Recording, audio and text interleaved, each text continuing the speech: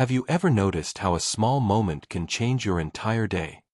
A comment, a glance that lasts 1 second longer, a harsh word spoken without thinking, and suddenly the heart feels heavy, as if something invisible were pressing against your chest. The mind races, thoughts collide, and before you realize it, you lose control of your emotions. This happens to everyone, without exception, and many times, we lose the situation, not because of what happened, but because of how we reacted. Once upon a time, in a quiet village surrounded by open fields, with dirt roads and ancient trees, there lived a young man named John. He was strong in body, accustomed to hard work from an early age. He rose before dawn, and worked until the sun disappeared. His hands were rough, his shoulders broad, his stride firm, but inside, something was never silent. There was a constant tension, a hurry, a need to react, to respond to everything. You always do it wrong. Wrong? No. I know what I'm doing. Couldn't you have waited? I don't have time for that. The words came out fast, without space to think. And right after, came the emptiness, a strange feeling, like winning an argument, but losing something inside. John couldn't explain it, but he felt that with every reaction. He placed a stone inside an invisible sack that he carried on his back. At first, the weight was small, almost unnoticeable. The sack shifted, but he kept moving forward. Over time, the stones accumulated. His steps grew slower. His body remained strong, but tired. Even on sunny days, life seemed to lose its color. One afternoon, after a meaningless argument, one of those that change nothing, but weigh everything, John left the village and walked into the open field. The wind was gentle. The grass moved slowly. He sat beneath an ancient tree, a thick trunk, deep roots, and let the sack slip from his shoulders. Just for a moment, you walk like someone carrying more than he needs.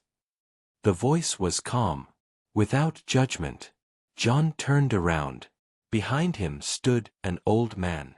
Simple clothes, a serene gaze, a soft voice. His name was Elias. John shrugged. That's life. Elias sat beside him. Without hurry, they remained in a silence that didn't feel uncomfortable. What do you put in there? Elias asked, pointing to John's back. Nothing. John replied, almost automatically. Elias leaned down, picked up a rough, heavy stone, and placed it in John's hand. Every time you react without thinking, he said calmly, it's as if you agree to carry one of these. John frowned. So what should I do? Stay silent. Elias shook his head. No. Just choose.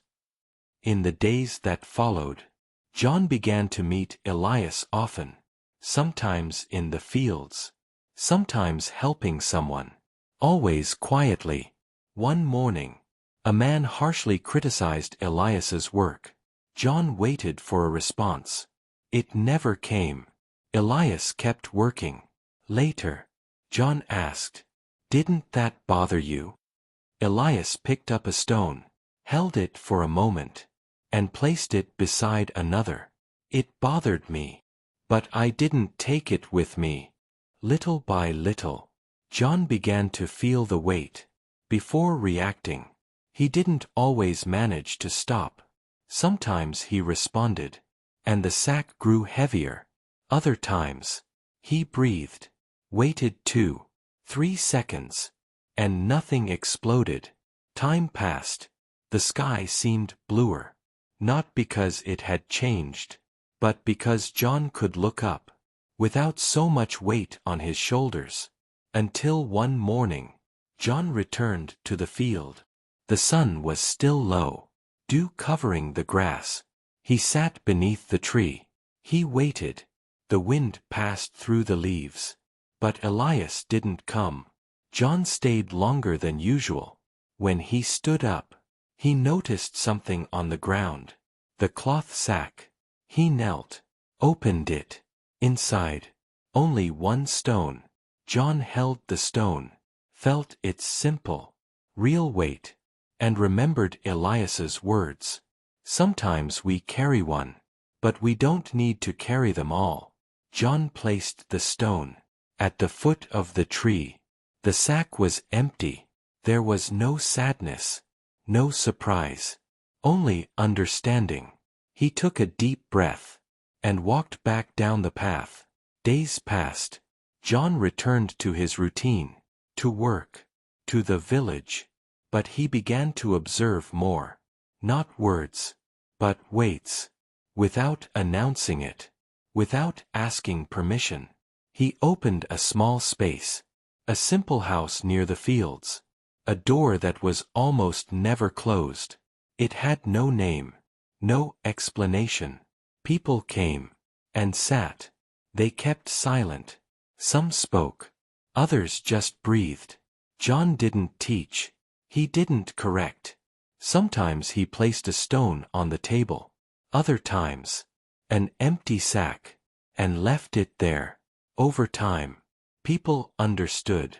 Some left lighter. Others returned. And the village, without realizing it, began to change. Not because problems disappeared, but because no one had to carry everything alone. On some mornings, when the sun was still low, John walked to the old tree, sat for a moment, and returned. The sack remained empty, and what Elias had done for him continued to happen through him. Perhaps even now, you may also be carrying something. Not a visible sack, but words left unsaid, reactions piled up, emotions no one saw. Maybe you don't need answers or explanations. Maybe you just need to let go of one stone and choose not to carry them all.